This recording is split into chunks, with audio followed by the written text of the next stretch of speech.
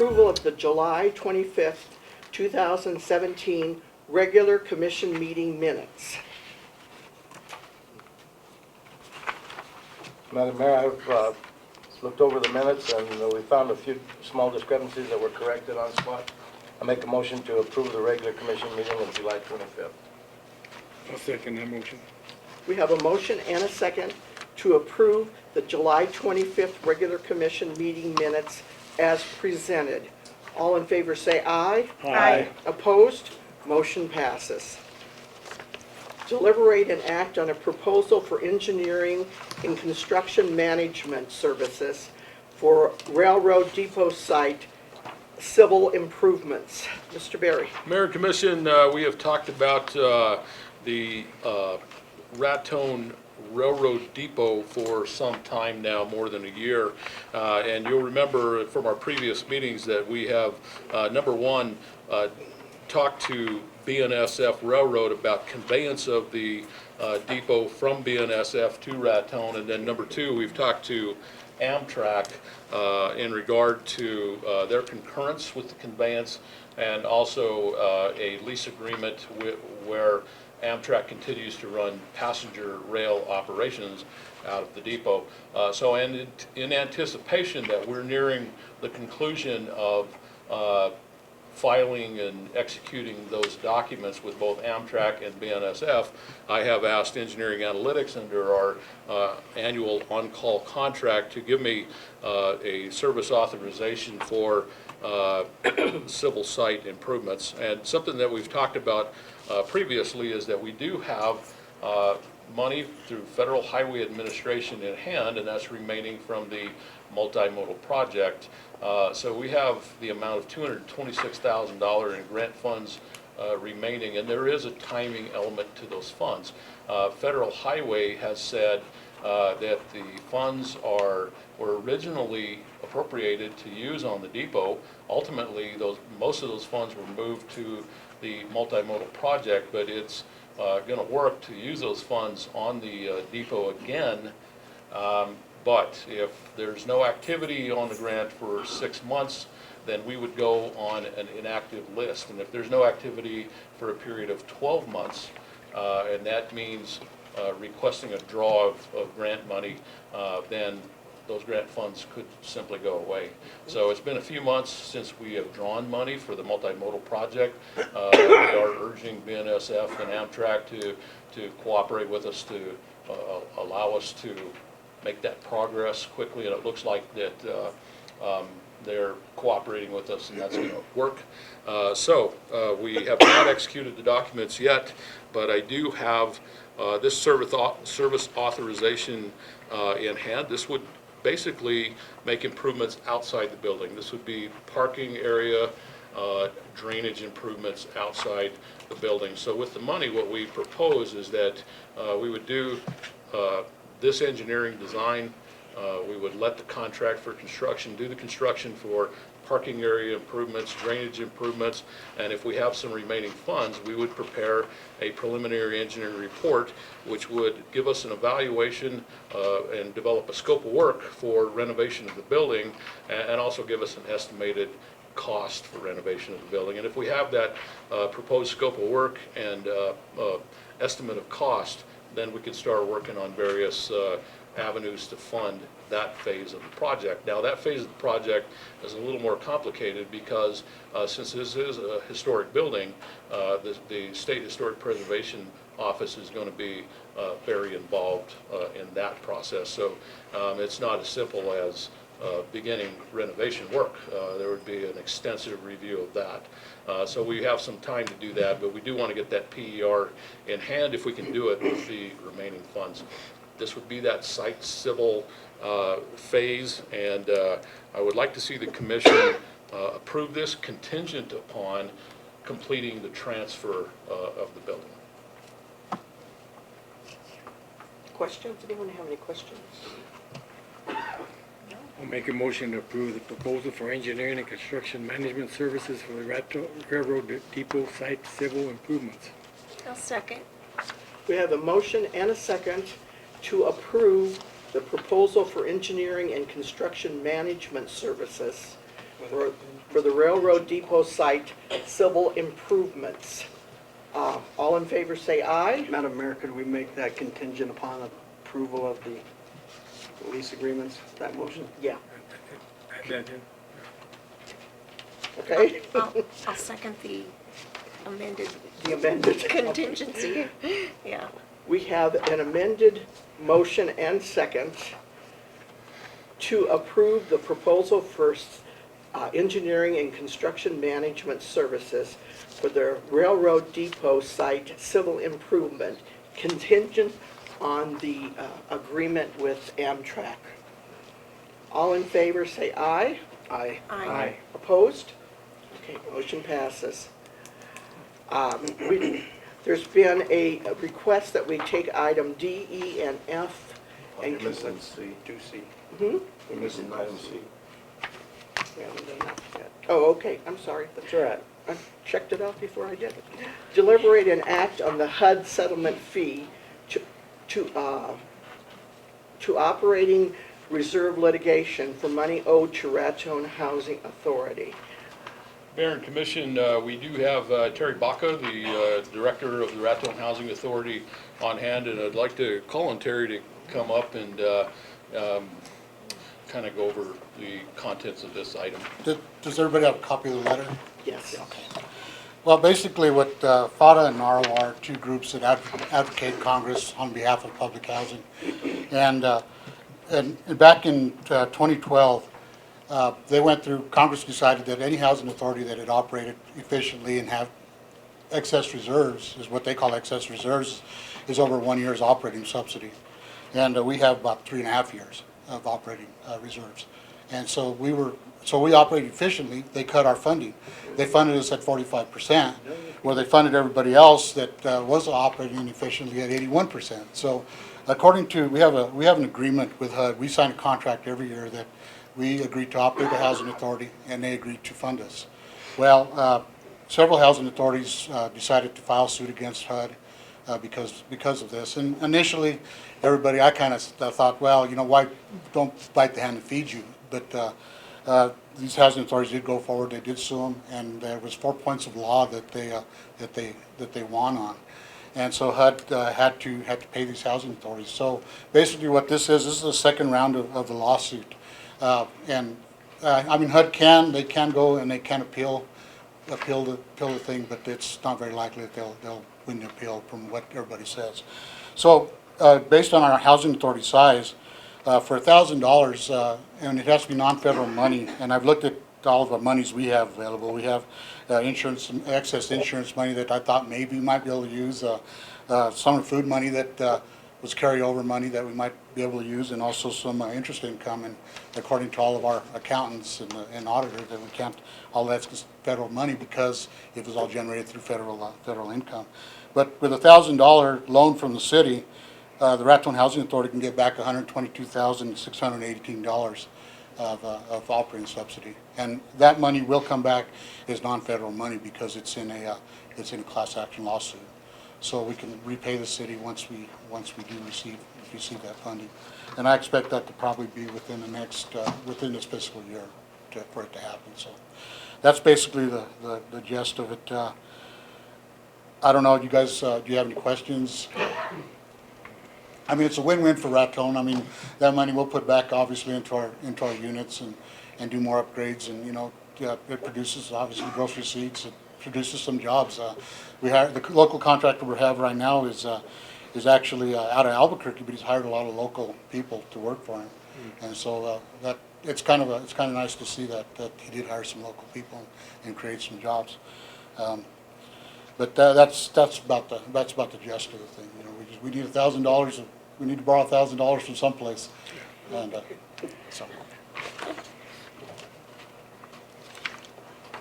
I was at the meeting with, at the Housing Authority when this was originally Right. discussed, and sounded like a no-brainer to me that we should do this, so I'll go ahead and move that we approve the HUD settlement fee of operating reserves litigation for money owed to the Raton Housing Authority, and approve loaning our housing authority the $1,000 needed. I'll second it. We have a motion and a second to approve the HUD settlement fee for operating reserve litigation for money owed to the Raton Housing Authority in the amount of $1,000. All in favor say aye. Aye. Opposed?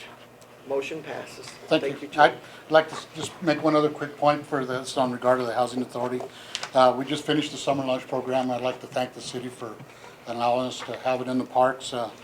This year, we produced 24,685 lunch, or meals. Nice. It's just unbelievable in a Thank 2-month you. period how much, that's not just countywide, but we go as far as Eagle Nest. But we created 22 jobs during the summer for adults and high school age kids. So it is a good program. So thank you. Thank you for Thank doing it. you. It has been suggested that we combine item D, E, and F. Is there any objection? No. Okay, It's all about beer. it's all about beer. Okay. Good enough. And a little wine. And a little wine. And a little wine. A little wine. These are all public celebration permits for the Raton Main Street Gate City Music Event, which is to be held on Saturday, September 2nd through the 3rd.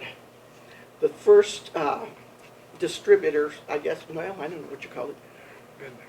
Vendor? Vendor, thank you. Vendor is Black Smugglers Winery.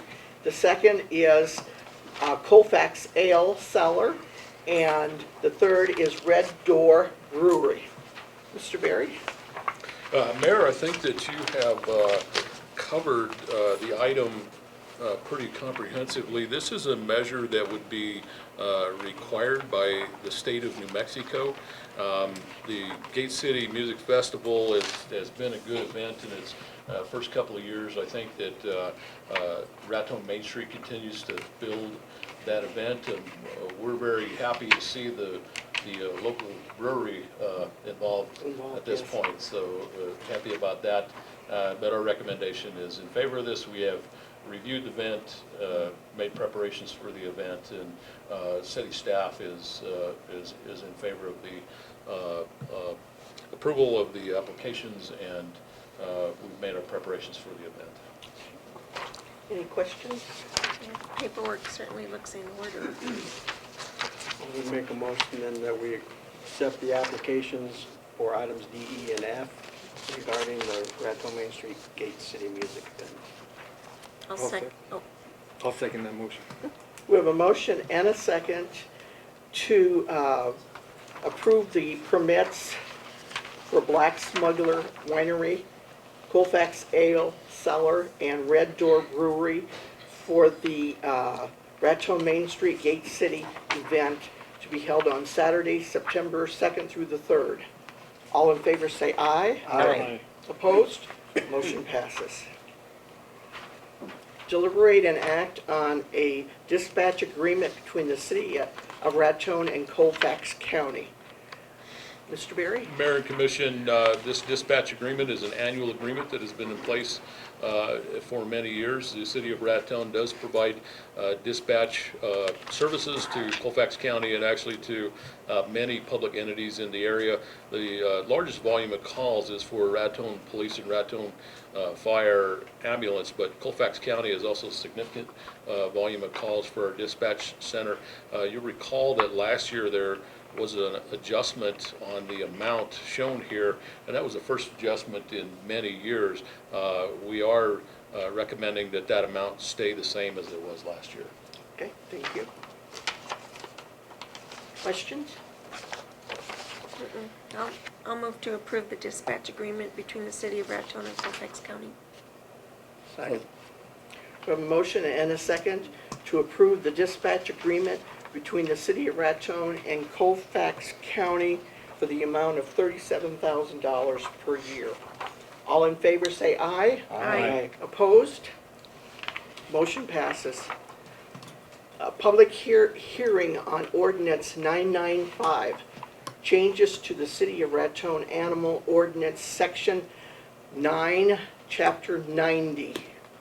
And Mayor and Commission, if I could preface the public hearing, just to comment that I think we have a number of people that would like to make comments on the proposed ordinance change. It is a significant change, as we have talked about before, but procedurally, where we are at is we have introduced the ordinance here at the Commission meeting previously, and because of the process described in the ordinance, the soonest that the commission could consider adoption of the ordinance would be at the August 22nd meeting. So we have conducted, this would be our third public hearing on the proposed changes, and of course we would like the community to be aware of the changes. There are a few significant changes in the ordinance, and provide their comments to the commission. Simply a public hearing tonight, no action, but we would be able to proceed into action at the 22nd meeting, and we would put an additional public hearing on the agenda for the August 22nd meeting as well. Okay. Leslie? Mayor and Commission, I appeared at the initial public hearing, and so I'll try to keep the comments that I went over at that time short, but I would like to express to you what we as representatives of the Humane Society have heard in the ensuing month. I think it might be helpful to know the comments that we've gotten. Again, very short history of this evolution of this ordinance. The last ordinance for the City of Raton was written in the early 1980s. When the Raton Humane Society decided to take this on and propose a new ordinance, 6 members of the Humane Society met for about 6 months. We used the old ordinance along with about 6 ordinances from different places in New Mexico and 1 in Colorado. We consolidated those, we tweaked a whole lot of things, and we proposed it to the city. The city then, the commission then, decided that you wanted a subcommittee to look at the ordinance on behalf of the commission before it was actually proposed. You'll recall that that in fact did happen, and that committee, and I want to stress this, that committee was a city committee. In other words, the city manager was on it, 1 city commissioner, the city animal control officer, the city police chief, and 1 person designated or asked to participate on the subcommittee by the city. And then me as the 1 lone Humane Society representative. So as you can guess, it was heavily weighted with city representatives.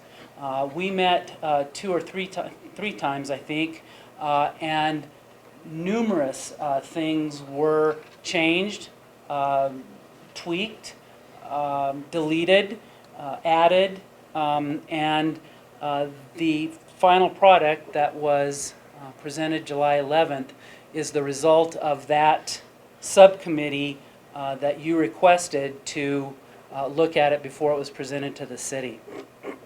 I stress that because apparently it's all fallen on my shoulders, and this is not my ordinance, it's not the Raton Humane Society ordinance, it's a proposed city ordinance. And at this point, the city has had a lot of input, valuable input, and so it is supported certainly by the Raton Humane Society, but it is proposed actually by the city of Raton, and obviously it will end up, if it's passed, as a city ordinance, not a Raton Humane Society policy. I just want to make that clear. Since July 11th, well, let me back up. The purpose of the ordinance, I think, is 2 or 3-fold. Number 1, it tries to reward good behavior of animal ownership. It has lower fees for sterilized animals. It has lower licensing costs for sterilized animals, higher fees for and fines, citations for unaltered animals, and thus that helps to recoup the costs to the community and to the Humane Society of unwanted litters, animal control costs, as unaltered dogs are more frequently at large than any others. It also, secondly, has punitive elements for irresponsible owners. That dogs that are not neutered, dogs that are chained, that are isolated and forgotten day after day, then either surrendered to the Humane Society, asking them to be euthanized, or after biting somebody because the owner didn't socialize the animal and let the dog lead a life of solitary misery on a chain. We see that day after day after day at the shelter. John Taft, who's been an employee for over 30 years, or close to 30 years, I think, as I mentioned before, has said for the last at least 15 years that if he could see anything changed, it would be the mandatory spay and neuter, to change to mandatory spay and neuter, because the unwanted and dogs at large the numbers are mind-boggling. As I mentioned the last time, the costs of euthanasia, if the Humane Society did not absorb the dogs that are brought to the shelter after they have not been reclaimed by an owner, the city would be paying those costs to euthanize animals. The Raton Humane Society maintains a no-kill policy, and so we absorb those costs in trying to get them adopted and get them sent elsewhere. So now we come to today, or tonight, and I will tell you that the 4 things that have been brought specifically to my attention. Again, people thinking that I'm because I'm an advocate for it, I'm also the person to point the finger at.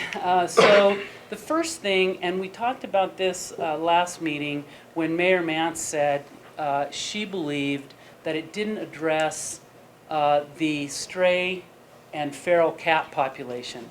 And I blithely mentioned that night, okay, I'll take care of it.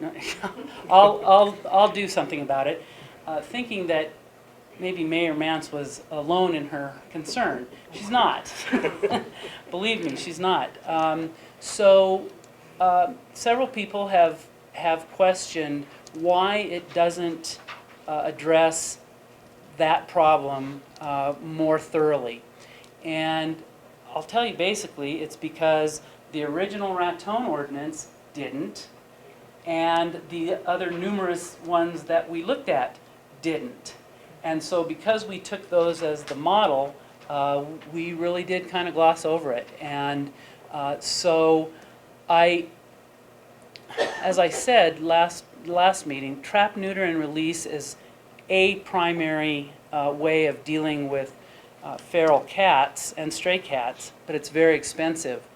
And so one particular person believed that there shouldn't be any outdoor cats, that the same leash laws that apply to dogs should apply to cats, and that there should be no outdoor cats because mice and birds also deserve to live, and having an outdoor cat means that those cats are getting the mice and birds. So you have that position, and then you kind of swing over to people who truly care about cats, whether they're outdoor cats or indoor cats, who say that the feral problem and the stray problem is in fact a problem, and we need to address it. So I will, and I have pledged to these 3 particular people that I will attempt what would then be an amendment if this passes regarding feral and stray cats.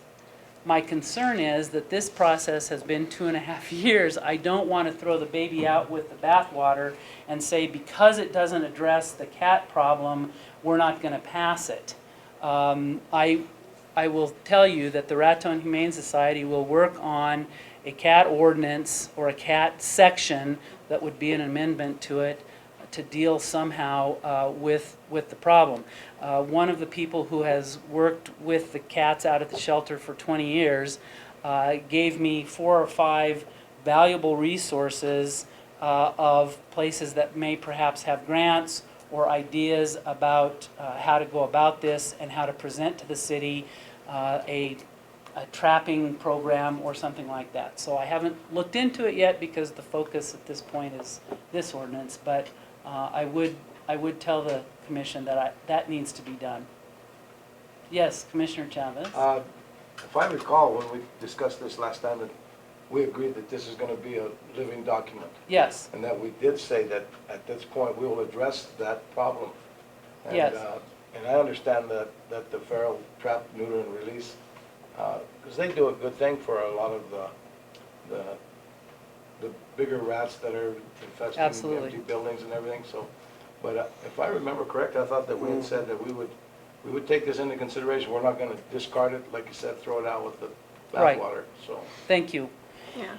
The second concern has been toward one that the subcommittee really did work and talk about, and that's the chaining. People always have, and this is true in any business, people always have exceptions to what they see as the rule. And for instance, on the no chaining, people said, well, you know, I have to go to work and I can't leave my dogs in all day, and the house is hot, and when I leave them out, if I left them out in a fence, they always get out, so I have to chain them between 8 and 5. That's one example. Second example was kind of like the horse example that we came up to. I have a family member who's disabled.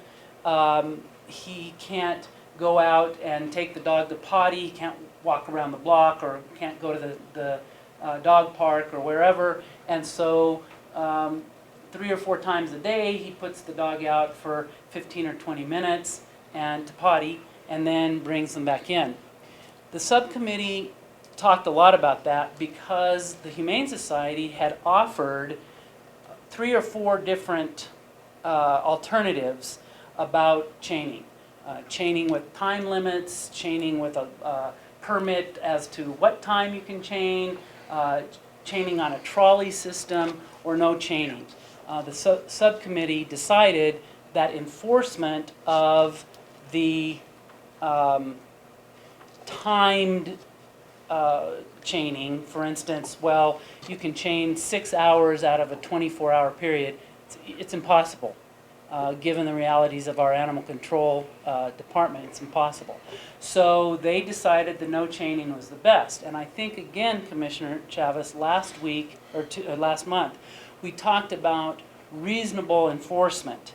And certainly, I know that Mr. Taft isn't going to be here for another 30 years, but I do think that just like a police officer who stops somebody for a seatbelt violation, and then the person says, you know what, I just had shoulder surgery and I can't put the seatbelt on, and the cop says, well, you know what, I understand that, I realize that, thank you very much, go on your way. I think that that's what this document calls for on the chaining. If a neighbor calls and says, this dog is chained away from the house 24/7, day in, day out, that's what this is looking primarily at. Although the 2 examples that I used would in fact be violations. If they just put them out to potty or put them out for the 8 hours of the day, those are violations. But I do believe that, first of all, with education of saying, look, there's a fence that a dog can't get out of. You know, it can be done. Or secondly, saying we will have reasonable enforcement on this, I think will cover those concerns. But that has been a second concern. The third was the number of dogs, and this was an interesting one. I had to look back at the old ordinance because somebody came to me and said, I have a kennel license, I've always had a kennel license, and I have 9 dogs. And from our discussions at the subcommittee, I knew based on one situation in Raton where somebody had 20 dogs and wanted to get a kennel license. I recalled that they had to go to their neighbors within 500 feet and get their permission. Again, the subcommittee believed that pits neighbor against neighbor, to put in this 500-foot exception to say, no, you got to get your neighbor's permission. Well, then the neighbor says, oh yeah, okay, sure, to the owner. And then they march down to the city hall and say, you know, I don't want to live next to 20 dogs, but I don't want to cause problems with my neighbor. So again, we didn't do what was in the old ordinance for a kennel license. We made it a hobby breeder license with the ability to have more than the minimum number, but you have to get a hobby breeder license if your dog is registered with a like the American Kennel Club or American Springer Spaniel Club, whatever it is. This person said, no, I've always had a kennel license, and it's just because I love dogs and I want to have a lot of dogs. Every one of them is spayed and neutered. I'm not breeding them.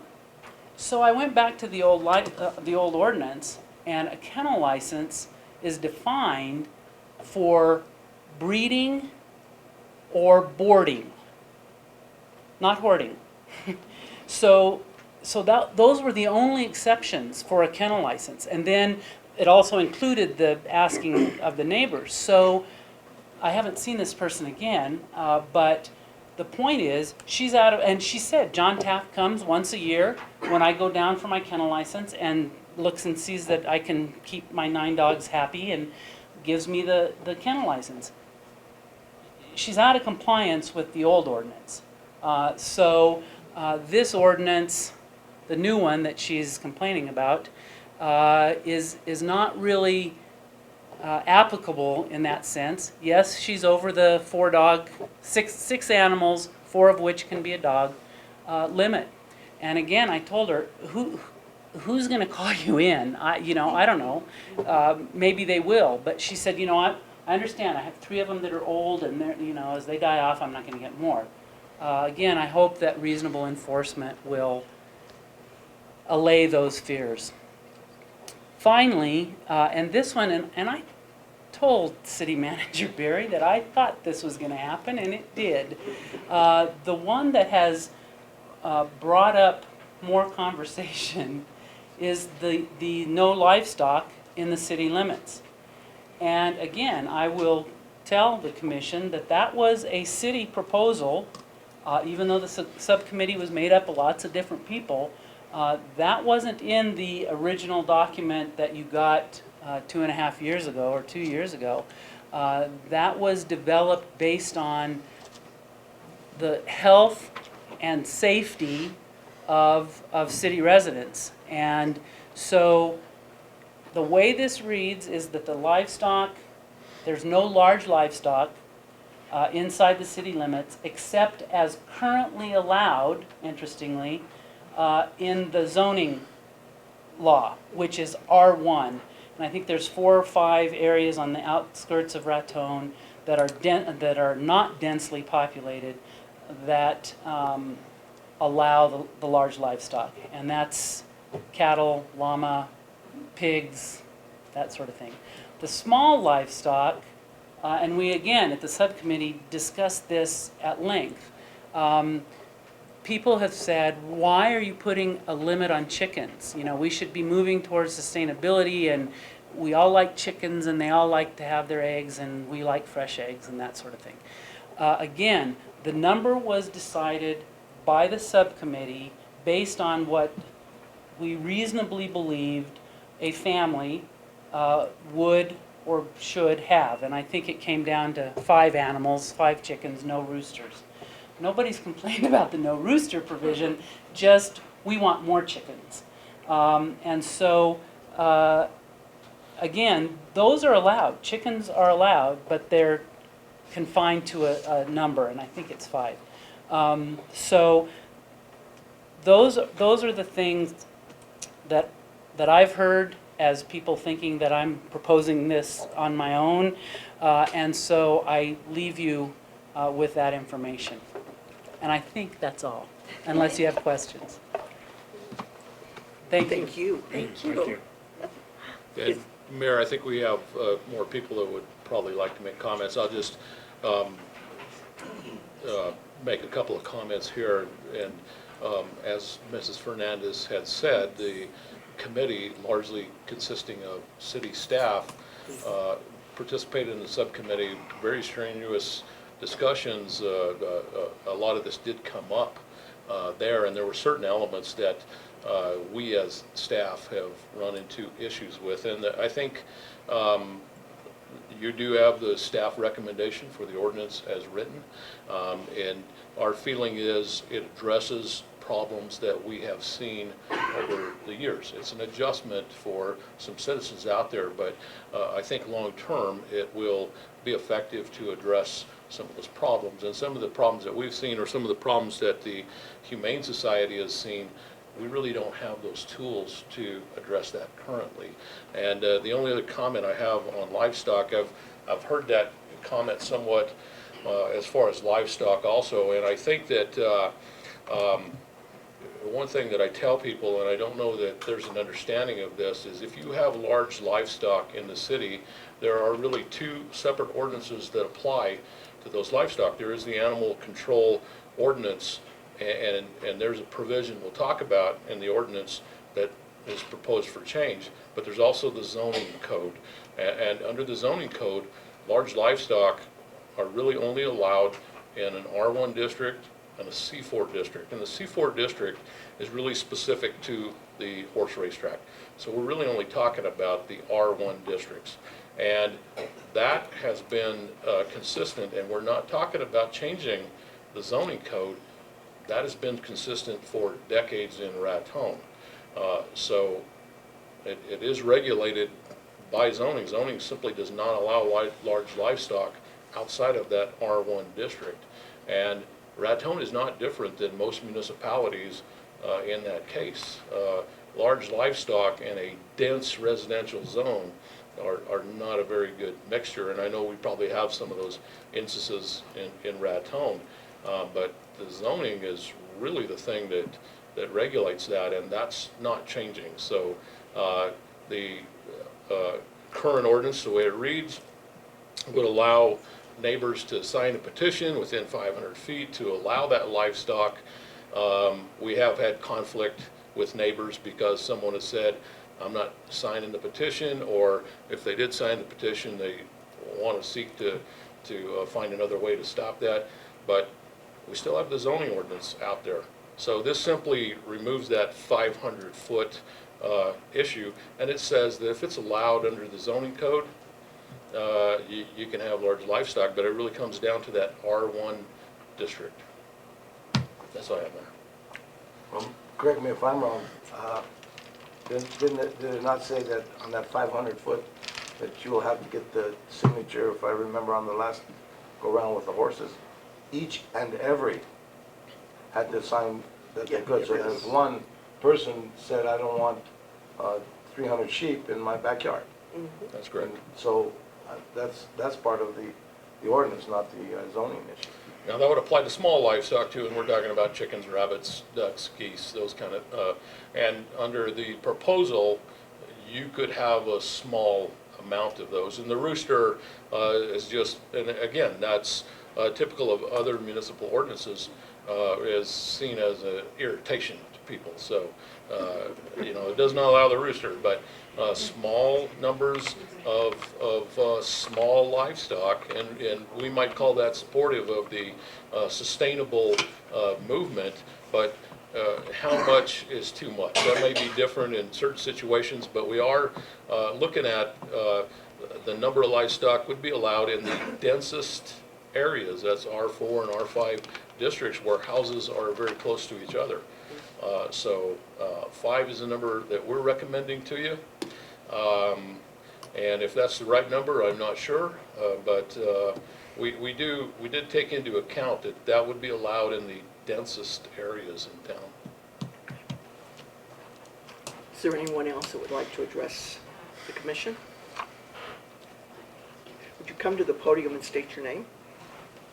Good evening, nice to see you. My name is Candace, I know a lot of you on the commission. Thank you for giving me a few minutes to speak. My name is Candace Coangelo. We've had our residence at 219 Santa Fe Drive for at least 40 years. And my neighbors to the north and to the south of me, I've experienced and witnessed animal abuse and neglect for years. My neighbor to the north of me, I'm sure there's documentation supporting that the animal officer Taft and Hansen had been out there many times. My neighbor has 2 dogs that are chained underneath she has 2 mobile homes on her property. One faces Frederick, which is right behind the El Matador. It's an older trailer, nobody lives in the trailer. I don't even think it's livable. And then she has another mobile home that her door faces north. So she has no visibility to these 2 dogs. They're facing Frederick. She also has another dog chained to her front door. She has 3 dogs chained. 2 she has no visibility to. These dogs are not fenced. They have there at one time was a picket fence, maybe about 3 foot tall, but it's like broken and it's not a full fence.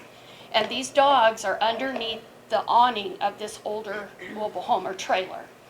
And there's nobody that lives there, and she has no visibility to them. They don't have dog houses. They have like portable kennels, and they are chained to the poles that hold the what do you call it, like the beams that hold the awning up.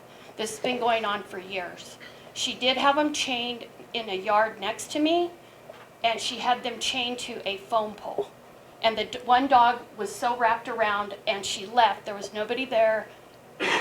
Officer Hansen had to go out there and unchain that dog. His dish was about from me to Lindy Schuster, his water and no food. And she came out, made her move both the dogs underneath this awning away from my property. And I have been told that my neighbor has had to surrender 2 litters of puppies because the one dog is not neutered or spayed or whatever. And the other stray dogs are coming in and breeding. Officer Taft went out there and got the last litter of puppies, but did not pick up the mother to those puppies. She surrendered another dog, but it was not the dog that gave birth to those puppies. So for me, the mandatory, if you're going to chain them up, I mean, this dog had no way of escaping. So this is a problem. It's just very disconcerting. It's very frustrating to see animals treated like this. I personally have just moved back to Raton. I've been gone for 17 years. I'm a telecommuter. I don't depend on Raton for my income, but I'm telling you that this might be something that would lure people to our town because there's other telecommuters like me that are tired of the city life, and it's very expensive in Denver, Colorado to live. So I chose this as an option. Now, I would rather, this is my hometown, and I'm proud of it. And it's really sad for me to see some of these things that are happening, the poverty, the animal neglect and abuse. My other neighbor on the other side of me, she doesn't chain up their dogs, but they have nothing to do with their animals. They're in a separate part of the yard. They'll be out in the yard. They don't talk to them. I feed them. They go away for weekends. I have a bag of dog food and they bite at the bag because they're so hungry. And I'm just frustrated. And there's nothing that can be done the way things are written. And I don't know what you have to do to tell your neighbor to give their animals water or food. To me, that's just inhumane. There's no rhyme or reason to it. So, but I'm trying to be positive about this. I don't know if we need to educate these people. I don't know if they need to have, there's got to be a positive outcome to this. What I started to say is Raton, we want to be well known for good schools, safe place to live, low crime, and animal friendly. I participated in the color run or walk, and I was very disappointed to see the dog park. It was very disconcerting.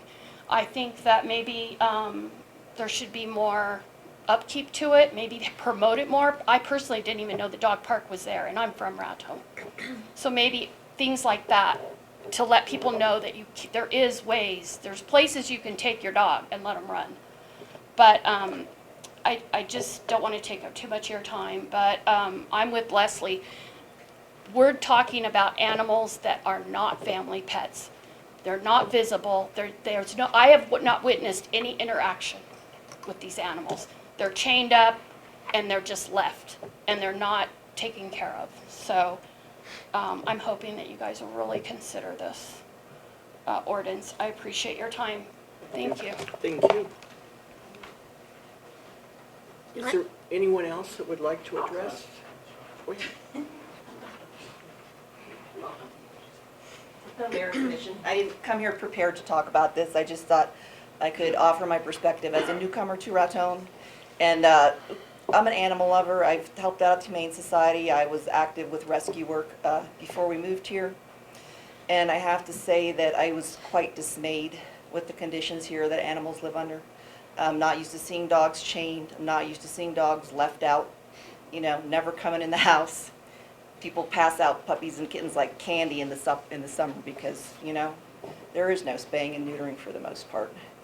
And I think to reinforce what the previous speaker said, if you want to be attractive as a community where other people can come here, and we have so many pluses here, but that's a big negative for people, that the dogs are running loose and that there's all these unspayed animals, and, you know, that's an ugly, ugly thing. So I think if you're in support of this ordinance, I think it would be a great thing for the community, not only for the animals and for the people who love them, but for the people that you want to attract here. And that's it. Thank you. Okay, thank you. Go ahead. Thank you. I also didn't plan on speaking, but my name's Jake Brown. My wife and I own Raton Veterinary Hospital. Humane Society brings all their animals into us, so we see firsthand what they're talking about, as far as having to remove collars that are embedded in the skin because they've been on chains so long, amputating legs because they're wrapped up in a chain, obvious dehydration, things like that. If you're worried about the people that are letting them out, putting them on a chain to go to the bathroom or for an hour or something like that, that's the exception. That's not the rule. Most people that have them on the chain don't pay attention to them. They don't have water and food accessible. They're not going to be spayed. They're not going to be neutered. And it's a huge problem. That is also a huge problem here. We had 2 kittens at our doorstep this morning, 2 kittens on our doorstep yesterday morning, and we just see the numbers they do. The amount of dollars they spend in spaying and neutering, that's probably 80% of what they spend at our clinic every month is the spaying and neutering, and there's so much more they could be doing to help the animals in the community. Also, just to repeat what they were saying, we moved here about 4 years ago, and my first impression was very negative on Raton, mainly because all the animals running around. We have little kids. I don't want my kid getting bit. I don't know these dogs. It's just not. It's not a positive impression, or the animals on the chains. I think you'll find it'll do a whole lot more good than bad. That's pretty much all I've got. Thank you. Thank you. Anyone else? No, I just want to add one little thing. Thank you. Thank you, Mayor and Council. I have 2 rescue animals, and one of them did live on a chain her whole 6 years. She's very emotionally damaged. Not here, up near Cloudcroft. So out in the mountains, and it's heartbreaking to rescue a pet, but it's of course wonderful to see them gain weight and begin to be able to be dogs again. So I've seen the effects firsthand, but that's not what I wanted to mention. What I wanted to mention is my fear of walking my dogs. I like to walk my dogs in our Roundhouse Park, and I feel like I can't without fear, or I think of ways to arm myself. I have one dog who's blind and elderly, and there are dogs running loose there all the time. I know people are supposed to have their dogs leashed. I've never seen anyone patrolling. I've never seen anyone reprimanding anyone. And I just want to speak for my we basically have to take our dogs over to Trinidad to feel safe, leaving them in the dog park or walking them. Trinidad is a dog-friendly community, and you can really feel the difference immediately. But I just wish that the streets and parks felt safe for us and for our children and for our pets, which they now do not. I don't walk on the streets anymore because I'm afraid of the dogs running loose. Thank you. Thank you. Kathy? Kathy Honeyfield. I'm in total support of the ordinance, but I'm kind of curious about the R1, where, in the zoning. And I know Mr. Berry had been at the last school board meeting because I was a little concerned about the ag ranch, and he calmed me down on that, saying so we can still raise the animals. We have a new ag teacher, and so we'd like to keep that going. We have kids that still want to raise them. But R1 zoning, I'm kind of curious about, because personally, we have property near the highway, and sometimes we bring in cattle from the ranch to send down to the sale or whatever. We keep them, and it's over by the Maple Street, it's near the highway.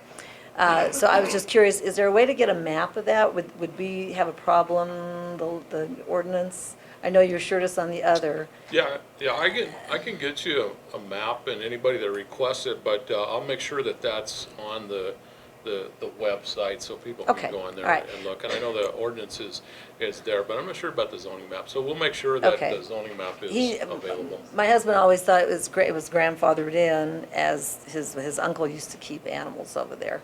And so we just want to make sure in the event we ever move over there, that's his dream, is that's one of the reasons, because he has the land. And so that's my only concern. But no, the ordinance, I think, is great. I think that we need to do that. The animals need protection.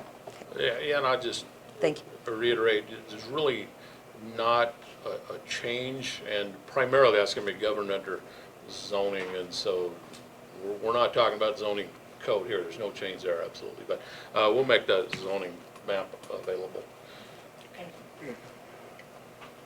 Anyone else? It's on the city website. Yeah, After I okay, so spoke, it's there. Right. We'll make it. Yes, go ahead, come on up to the podium. Hi, I'm Kelly Jones. I don't know if you received my email to all of you, but I am here to talk about the livestock portion as well, particularly the chickens. I just believe that you guys should consider upping the number because most chickens don't lay eggs every day. And if you consider having a family of 5 or 6 and you only have 5 chickens, that's not really enough, especially if you're a family that's living in poverty anyway. And since we're pushing for that Center for Sustainability, chickens not only feed the families, but they're also a pest control for our gardens. There's been a huge problem with grasshoppers this year, and I don't know about you guys, but I have box elder bugs like crazy, those black and orange ones. Had them for years. They cover the walls. They cover the outside of my house. And both pest control gentlemen I've spoken with have said there is no way to get rid of them. Even if you chop down all your trees, they live in the siding and in the, anyway, it's a problem. This year we got chickens and no problem. They're gone from both our house and our neighbors, who we have permission from to get them. But my concern is 5 is not going to be a big enough number for those who have more than 2 people in their family. And if you go to Tractor Supply, you want to go buy some chickens, they're having chick days right now, you can't buy them in less than 6.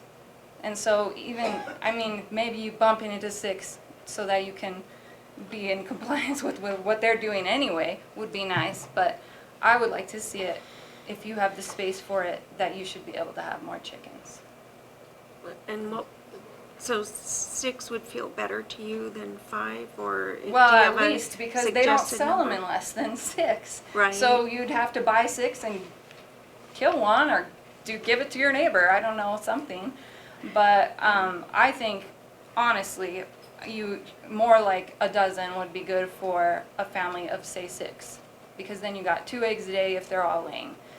You know, and they don't lay year round, but for that time, then they can have that. And also, in addition, the extra eggs, you know, we want to raise our kids to be hardworking. And our 2 4-year-olds and 1-year-old will sell our extra eggs if we have any. So, and I know that's not much money, it's pennies in a bank, but the skills that you're teaching those kids at 4 years old, my kids are not afraid to go talk to their neighbors. They're not afraid to speak up and be friendly. And I think those skills are things we need to be bolstering, you know. And in addition, you know, you have those kids who want to be involved in FFA, FCCLA, and the Union County Fair, and 4-H, and they can't have a horse, obviously, in the middle of town. I understand that. But to have something smaller and something that can live perfectly happily and healthily in somebody's small contained coop, no roosters, I get it, but I don't see the problem, especially if your neighbors are really okay with it. And honestly, if the neighbors are not okay with it, I think the neighbors need to come tell me, you know? That's my attitude, for them to be straightforward. So, and I know my neighbors are really in support of it because I've talked to them, so.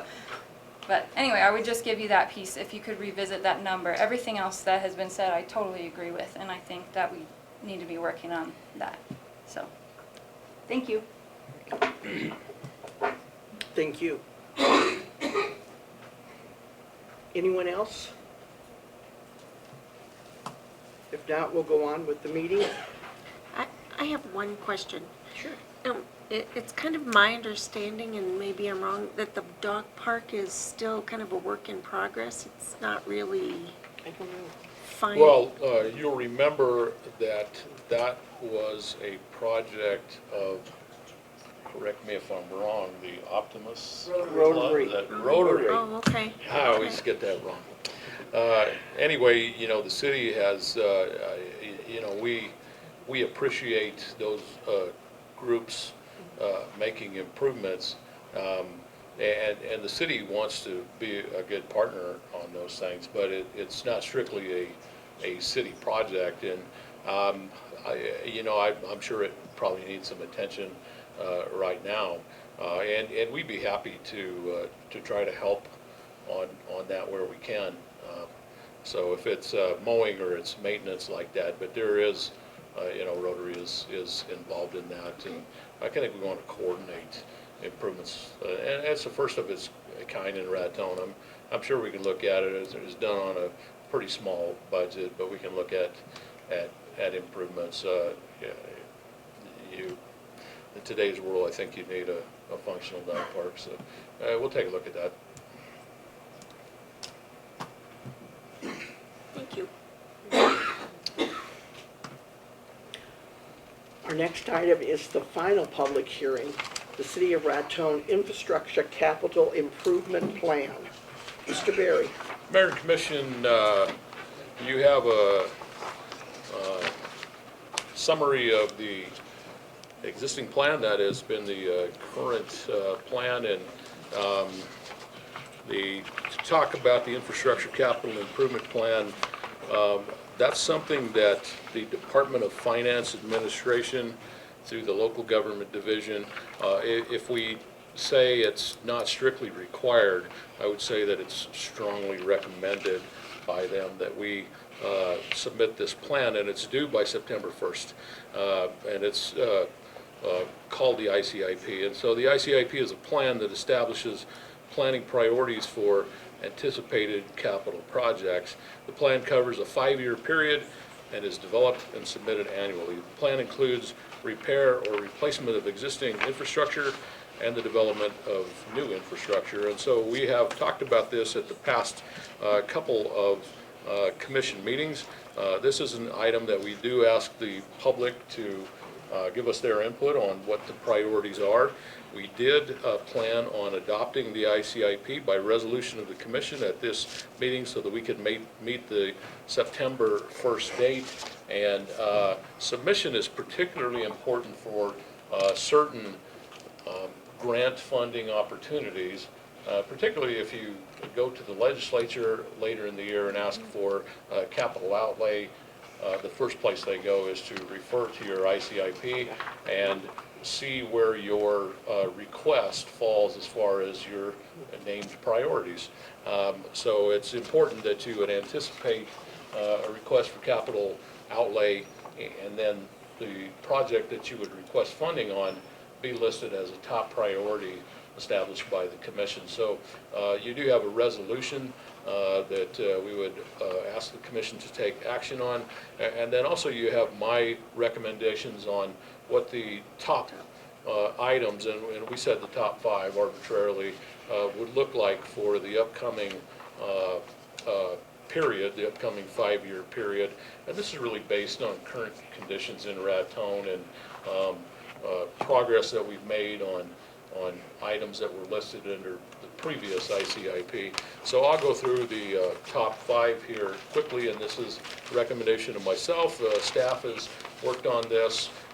We've worked with utilities, emergency services, public works as far as developing this. And number 1, it has been number 1 on our priority list for some time now, are street improvements. And as we've said, we have about 60 miles of municipal streets in Raton, and the funding source for street improvements is the gas tax. So when you buy a gallon of gas in New Mexico, you pay 17 cents of tax on that. 15 cents would go to the state for highway improvements. 2 cents would come to the municipality for local street improvements. So 2 cents on a gallon, that would generate roughly about $150,000 a year. And so what we've seen is that $150,000 over the years has really been eroded by increase in construction costs. $150,000 does not go very far. So certainly we've looked to the legislature and capital outlay requests for assistance on street improvements. We'll talk about street improvement that will be funded by capital outlay under the manager's report. But we would anticipate that that will remain a high priority. Certainly you can look at most streets in Raton and see a need for improvements, very visible need for improvements in Raton. I've listed second on the list Lake Maloya Dam improvements. Raton Waterworks has been very active on the evaluation of Lake Maloya and improvements to the dam. We're working closely with the Dam Safety Bureau. That's a bureau under the State Engineer Office. They also see Lake Maloya as a priority for dams in New Mexico. The thing that we're looking at are improvements to the outlet works. There are pipes that are under the dam that go back to the original construction of the dam. We're looking at potential improvements to the service spillway. That's the concrete chute that's placed on the embankment.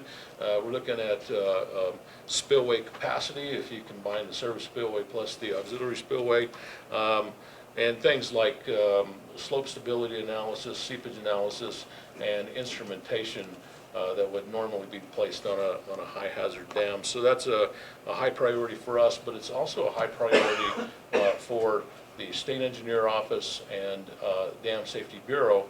And we have done some evaluation and engineering work using capital outlay that came through the State Engineer Office, and we would expect that there would be more funding available for Lake Maloya. And so we have listed it as a high priority with a good chance of receiving additional funding for some of these steps. Now in total, we're talking tens of millions of dollars to make the improvements that are listed under the current PER. So we would take this a step at a time depending on the funding that becomes available. And certainly we're not going to make a lot of these improvements with locally available funds. We may use some 1-cent money as a match on Lake Maloya, but we're going to look to state or potentially federal funding sources to make significant improvements to Lake Maloya. Number 3, we've listed public works equipment. That would be things like equipment that removes snow in the winter, spreads salt, sand, and cinders. That would be equipment that we use to clean up alleys, and we have quite a rash of illegally distributed materials in the alleys currently, mattresses, furniture, tree branches. So that's quite an operation to go remove that from the alleys. This would include solid waste equipment, and we have extensive needs. When you get into these tight budget years that the city of Raton has had, really over the past 10 years, what you do is you delay the replacement of some of this equipment. And we're really seeing the wear and tear on public works equipment. So we've listed that as a relatively high priority for Raton. Number 4, I've listed drainage system improvements and reconstruction, and what I'm referring to there is we have a storm drain system throughout the original town site. A couple of years ago, we did some work on Park Avenue and Cook Avenue.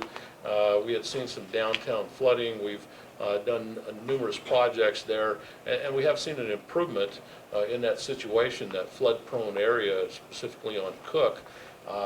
But we have essentially the rest of the original town site from Moulton Avenue to probably Legion Drive that has extensive needs for storm drainage improvement.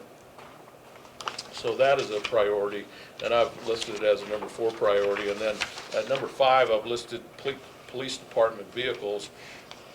And of course, to be a responsible, functional police department, we depend on these vehicles. They serve under demanding conditions.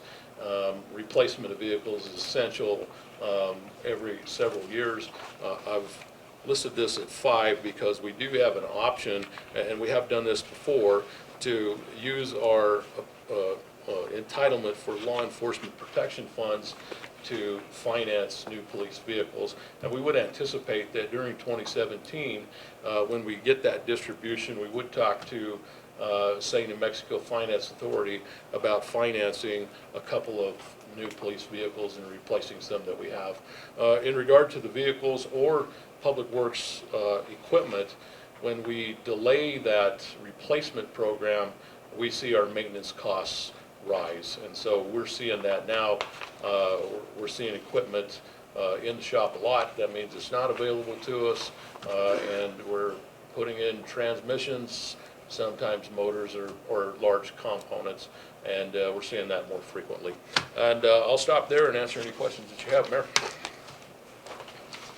Anyone have any questions? No? So this will have to be corrected? This is Because they're in a this is different a sheet that the DFA has, very ticklish about entering the data on that. And what you see below number 5, we would move some of these priorities down that are in top 5, particularly the solid waste convenience center. Jason Phillips is kind of the master of entering this data. It's a very frustrating process. Upon your approval, he will begin entering the data, and we will redo the entire 4-page list of priorities that you see here. This is a public hearing, so is there anyone that would like to address the commission on this topic?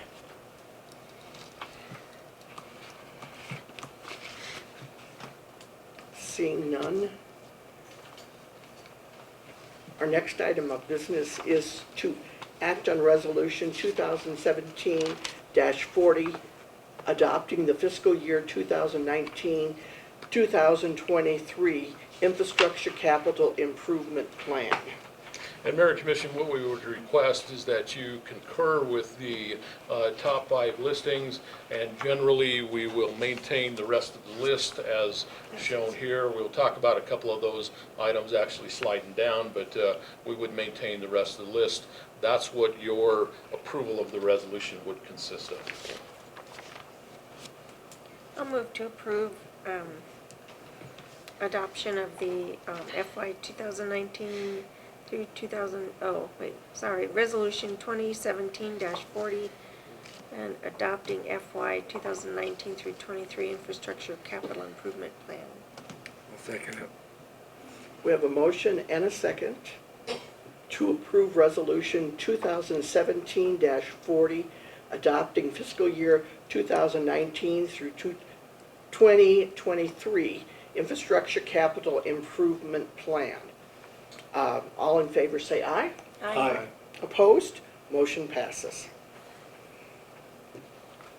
Deliberate and act on a revised cost proposal for a still building for the Solid Waste Convenience Center. Mr. Berry? Mayor and Commission, just a summary of the Solid Waste Convenience Center. The city does have $750,000 in available funds to build a convenience center that would be a facility that would process solid waste for transport to a landfill and also recycling operations. And so it's something that we've talked about frequently over the last few months. Those funds, just to review with you, about $500,000 are available through through loan proceeds through New Mexico Finance Authority, and there are some dates coming up for responsiveness to that we'll talk about as we go. In addition, we did receive funding through New Mexico Environment Department. That consists of $225,000 in their funds, and as a requirement of receiving that, we did also take out we borrowed $25,000 additional dollars from their construction programs fund, so that's a total of $750,000. And what we had talked about before is purchase of a pre-engineered steel building.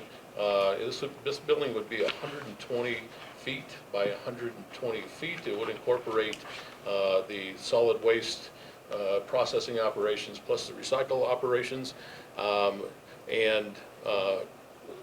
We have talked to a vendor that has the CES contract in New Mexico for a steel building. That's a steel depot that's located in Hobbs. So since we've talked about the building, we have continued to work on the operational plan for the building. We do have a consultant, operational consultants, Joe Lewandowski, who has addressed the commission previously about how operations would function. We've looked at other solid waste facilities as far as how they use walking floor trailers for solid waste, and we've really learned from those operations.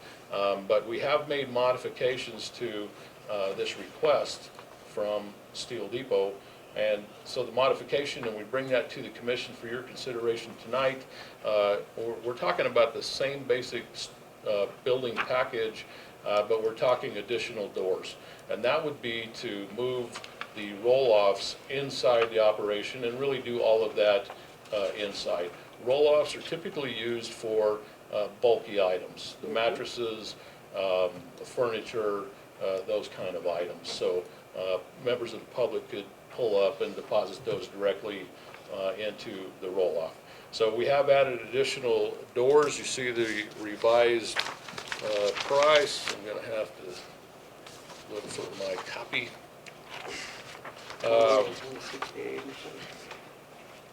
The basic building package is not changed, but the total amount because of doors and operators is with tax $167,031.53.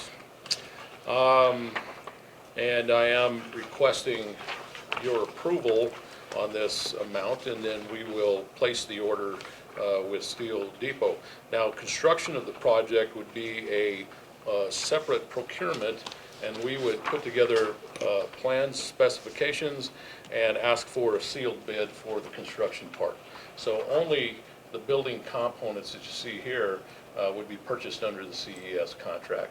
And we do have concurrence of the New Mexico Environment Department, their Construction Programs Bureau, as far as how that procurement is working, and you have some information in front of you as far as the CES contract. Now, the other thing that I'd like to bring up with the commission right now is that we did talk about the location, and I brought you a recommendation to place the building on Roundhouse Road near our street department operations, and there were a couple advantages to that. But we have received comments from the public, and I think there are some concerns that solid waste operations would be in close proximity to some residents and also business district.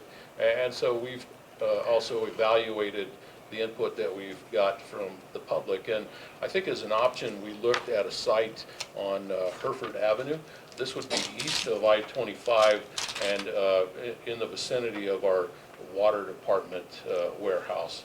And so with our evaluation, and are evaluating the functionality of the building, I think I would come to the commission at this time and ask you to consider changing that building to the Hereford Avenue site. I think there are probably a couple of disadvantages to go there, but those are probably minor enough where we could probably address some of the concerns of the public, and I don't think it's going to have a serious effect on our operations. So I would offer that recommendation to the commission. Your concurrence with this quote, it is a different layout to the building for that site because of the way the site is graded. So this quote is specific to a building package that was designed for the Hereford Avenue site. So I'm really asking for your concurrence with the quote from Steel Depot and the placement on the Hereford Avenue site. Is that delivered? That would be delivered to It's Raton. delivered? I Yes. mean, that's part of the quote. That's part of the quote, yes. Okay. And so in passing this particular item, we are stating that we want it to be, the site would be Hereford Avenue. We don't have to go back and do that. That's correct, Mayor. Okay. Now, we have some work to do on that, and it does, the one outcome of that is there's some delay to proceeding with the project. There are some site considerations that would have to go to the Mexico Environment Department. We'll commence work on that. This would be in the vicinity of the Water Department warehouse. I guess the one negative to that site is you have a potential commercial site to the south that we really don't know how that's going to develop. There's not a development plan currently, but you could find yourself with a highway type of business next to your solid waste facility. So that's an unknown at this point. Have you people already decided that this is the way you're going to go? I'm sorry? What did you say? Has it been decided by the commission that this is the way they're going to go? We're not going to use the site that we've used now for quite a number of years. We're going to put it into the city limits for, and I like the word here, convenience. Whose convenience? It's a term used by the environmental department, I Has believe. it been approved? It has been approved. It was originally approved to be put next to the maintenance building Yeah. on Roundhouse Road, but with the contingency that we could change that site. And Mr. Berry is recommending that it now go to Hereford Avenue, which I am in compliance. I mean, I totally agree with that. I never liked the Roundhouse site. There's no chance of it remaining out on Armstrong Avenue or street or whatever it is where the current site is. It's to the city's advantage to bring it in to the city. When we were talking about Roundhouse Road, we were talking about the convenience of having close to the maintenance department. Okay. I would think it would be more convenient for some citizens of the community to go out to Hereford Avenue for their recycling as it would to go to Hereford. I mean, as it would to go to Armstrong. And that Hereford site is very convenient for the trucks taking it to Colorado to get right onto the freeway. There's a frontage road that goes right there. Okay, and the commission have satisfied themselves that this is the right way to go. This was observed down in Ruidoso Yep. as being, state of the art, apparently. Did any of the commissioners go down and check that? Did they? Yes, You did? yes. Nobody else? I've been there, No, I didn't.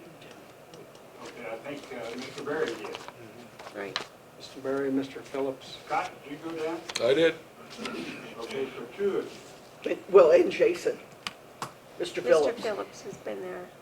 Mr. Phillips, who is in charge of solid waste, Okay. he also went. And we also had a feasibility, or I don't know if you call it feasibility, but we had a study also done.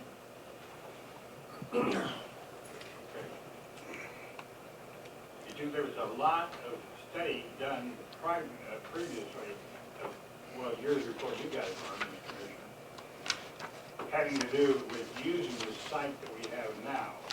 I don't know how much was spent on that study. I was at one presentation by an architect on thing from Albuquerque that was presenting what would be done at the current site to handle the solid waste. And it was going to handle the recycling and the whole business. But apparently that is not as good, or was not as good as this steel building plan in the city limits. That's Yes, correct. in our opinion, yes. Yeah.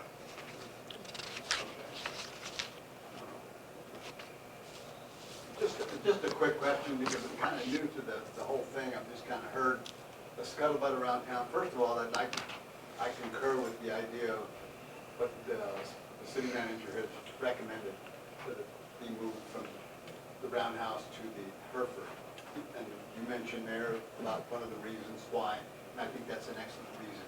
But I'm just quickly, if you could just tell me, what was the reason behind just moving it, period? I'm just kind of curious, that's all.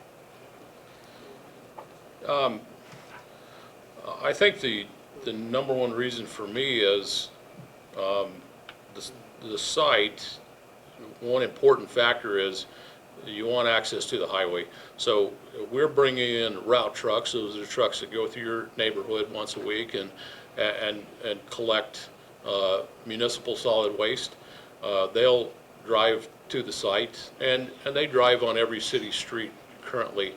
And then the function of the building is we'll take that solid waste from that vehicle and we'll put it into an over-the-highway trailer. That's the walking forward trailers that we talk about. And it takes 4 or 5 of those route trucks to fill the over-the-highway trailer. The over-the-highway trailer transports 20 tons of MSW Monday through Friday, 5 times a week. So that truck, we really don't want driving through our neighborhoods. We want to get on the highway as quickly as possible. So on Roundhouse Road, you drive on Grant, you get on 2nd Street, and you're in the middle of town, and then you go one direction or the other to get to the highway.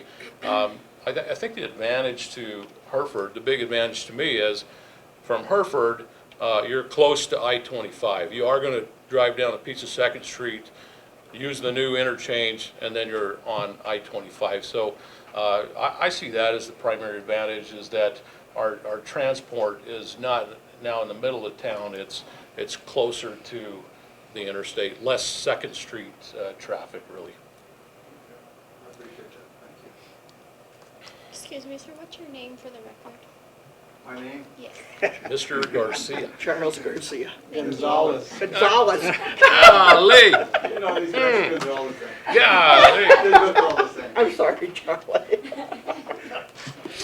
I don't put that in the record. I thought I was good there. But That's all right.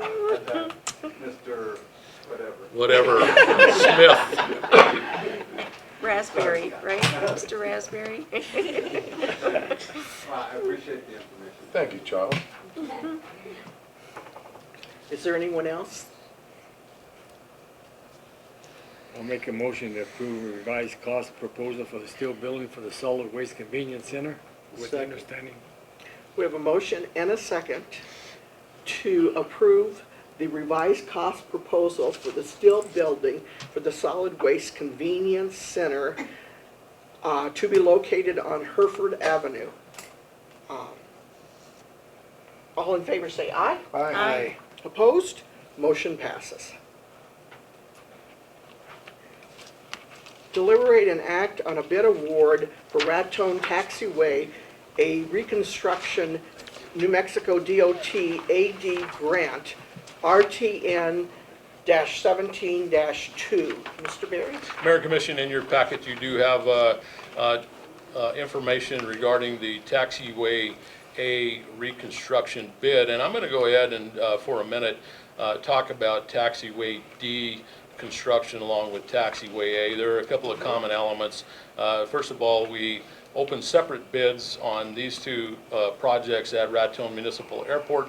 They were opened on separate dates, and they're separated because in the case of taxiway A, there is money through federal aviation that is involved in construction of the project.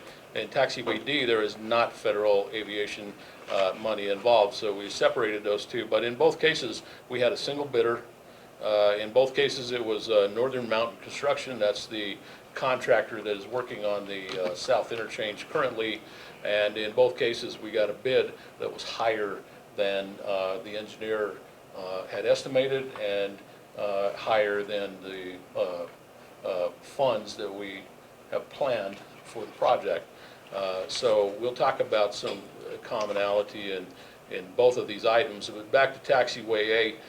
Taxiway A is the primary taxiway. It's parallel to the primary runway, runway 220. So most of our aircraft are taxiing on Alpha. And what we're talking about is reconstruction of a taxiway that has asphalt pavement. It's very aged and the pavement is deteriorating. So in general, we're talking about removing the existing asphalt pavement and replacing that with new asphalt pavement for a section of taxiway Alpha. Now, in total, taxiway Alpha is about a mile long. So we did not plan on doing the entire taxiway, some portion of it. And it really depends on available money through FAA, because typically FAA would pay 90% of the project. The state, through their aviation division, would pay 5% of the project. The city of Raton would pay 5% of the project. We had an entitlement of about $600,000 through federal aviation for this project, but with the bid, it exceeds that, and if you put that the prorated shares in there, it would exceed that 600,000 plus our 5% and state 5%. The engineer has given you a recommendation for award of the project, and it's with a contingency that we'll talk about now. Myself and Jason, New Mexico State Aviation, and the engineer has talked to federal aviation about the funding. And the curious thing about the funding is we would design the project, receive bids, open bids, consider award, and then after that we would apply for the FAA money. So even though there's an entitlement of $600,000, we would now, as a next step, apply for this grant money through federal aviation. But as you see in the breakdown here, what we will apply for is 90% of the full project. That's over $700,000, 700 and some change. And the indication from FAA is that we'll receive that funding and we'll be able to construct the whole project.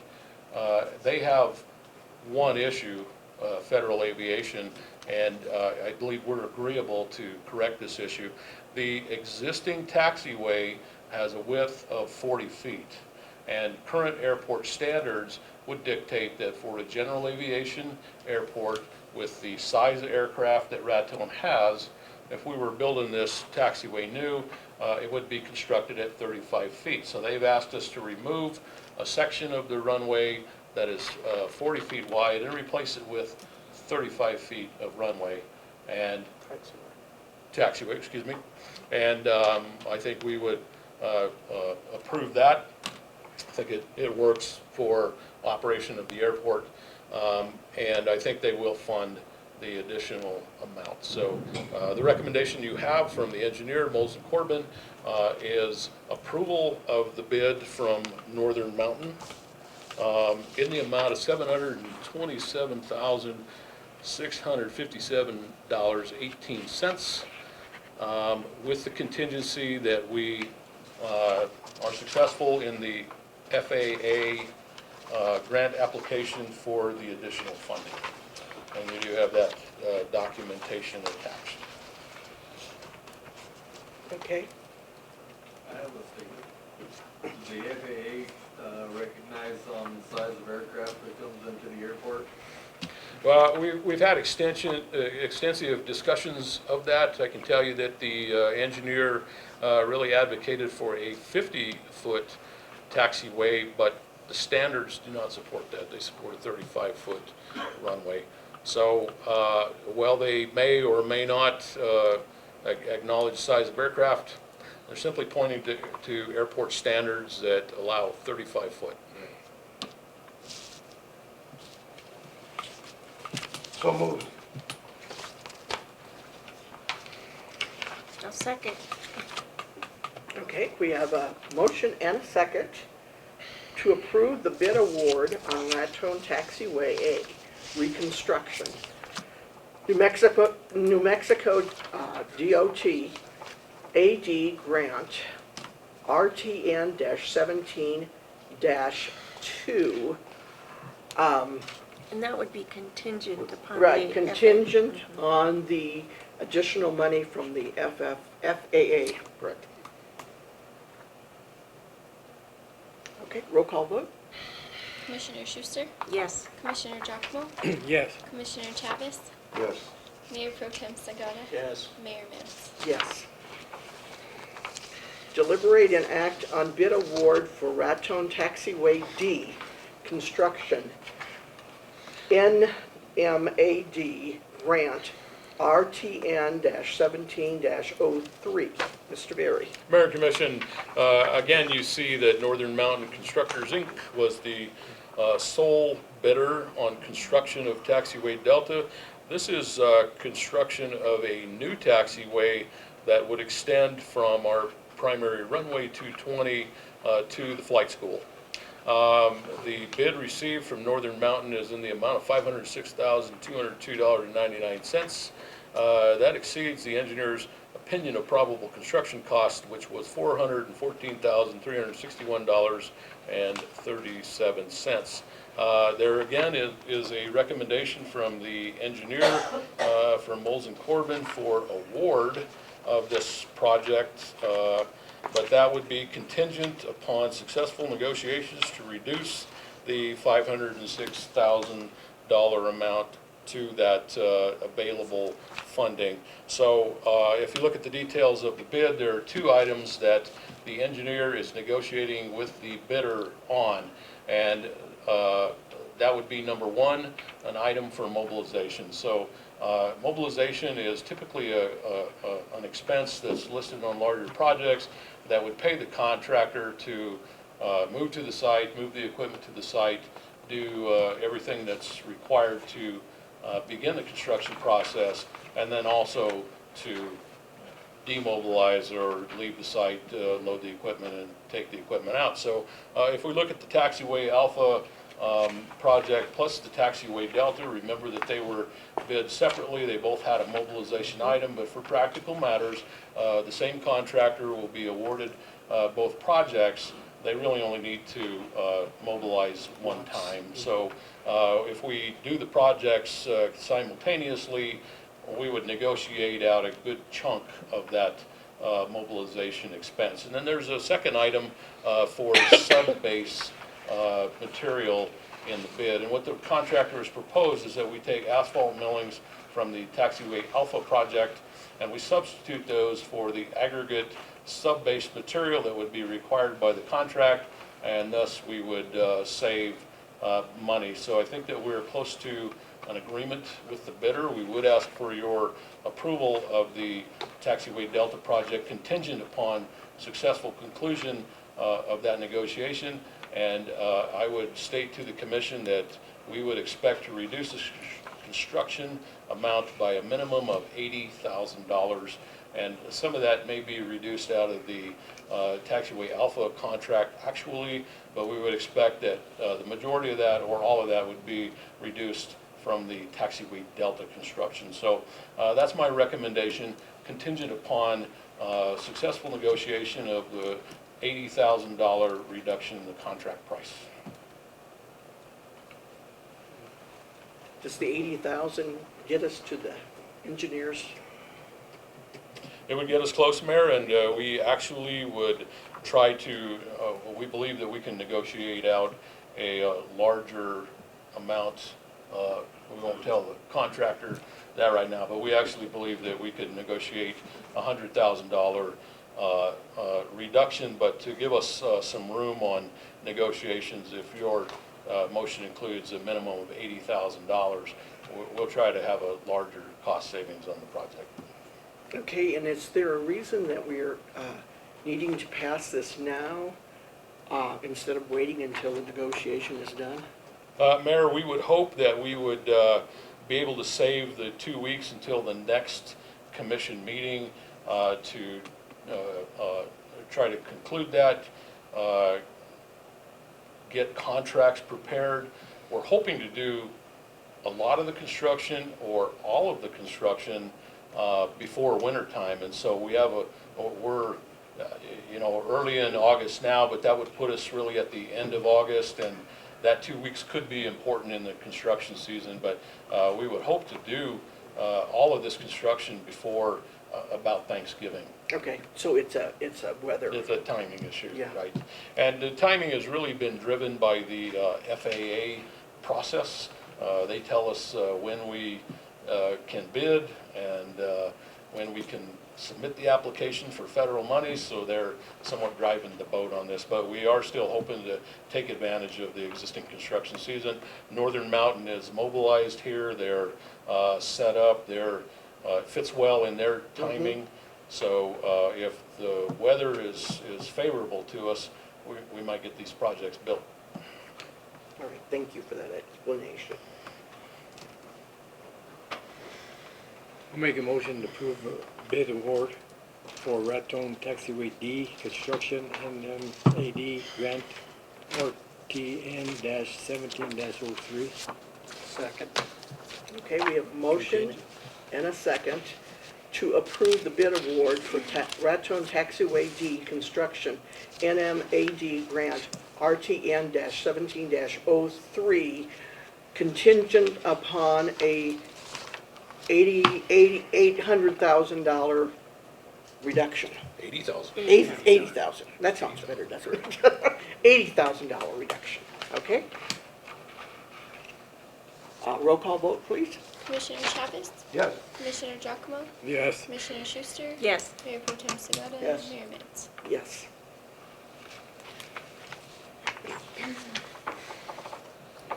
Deliberate and act on voting delegate to attend the annual New Mexico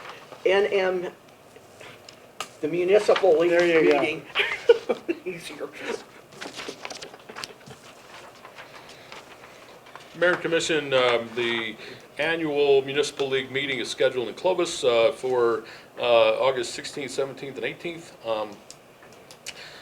We would hope to appoint a primary voting delegate and an alternate voting delegate.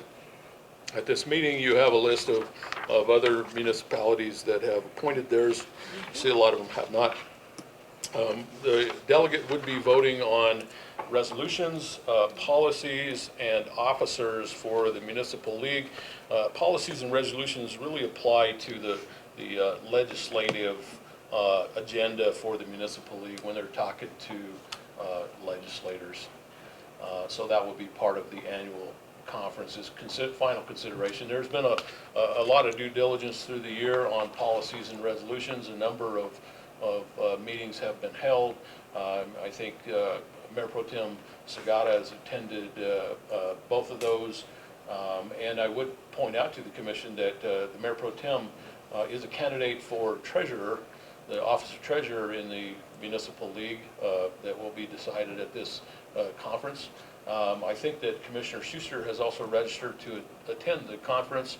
And so consideration may be, I'm not sure the other commissioners, if you had planned to attend or if you are interested in that, but I think we do have a registration for Commissioner Schuster and the Mayor Pro Tem.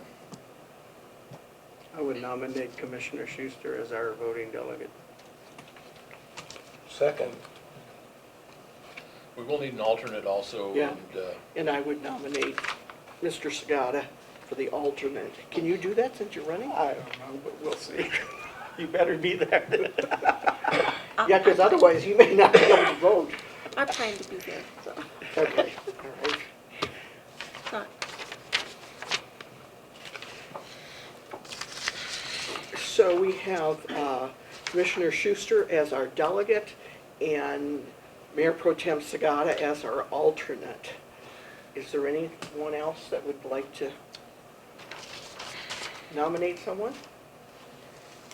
If not, I think we're in order to go ahead and vote. All in favor of the delegates that I stated, vote by saying aye. Aye. Aye. Aye. Motion passes. I don't know if it's a motion, but we have our delegates.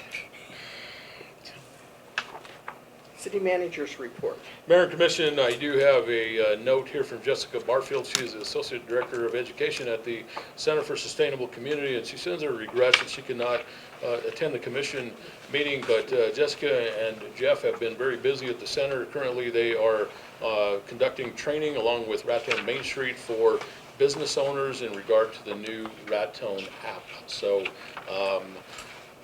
that is going live. We hope to get all businesses trained and participating in the new app. I would tell you that also Jeff and Jessica are working on the Explore Raton website. They made a presentation to you a few meetings back. I did see an example of the website. It is a significant improvement, very good work, and a lot of hard work on Jeff and Jessica. But what Jessica wanted to communicate to the commission is that there will be an open house at the Center for Sustainable Communities on Wednesday, and Santa Fe Community College will be present. Y'all have a flyer that details that. The center is located at 130 Park Avenue. This is on Wednesday, August 9th, from 2 o'clock to 6 o'clock.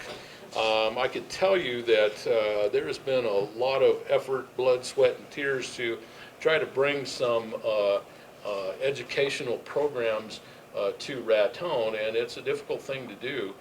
So if the public, or specifically commissioners, can attend and talk to Santa Fe Community College and let them know that we really appreciate their efforts. A lot of this effort has been a commitment from Santa Fe Community College. This has a tremendous amount of potential for Raton.